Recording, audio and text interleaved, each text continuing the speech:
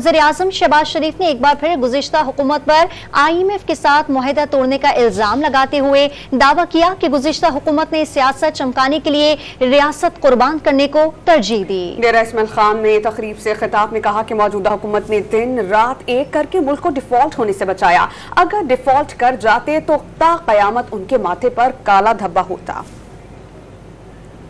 पिछली हुकूमत इमरान नियाज़ी की, उसने अपनी सियासत चमकाने के लिए रियासत को कुर्बान करने में कोई कसर नहीं छोड़ी। मिलकर ये फैसला किया कि हम सियासत कुर्बान कर देंगे, रियासत को बचाएंगे।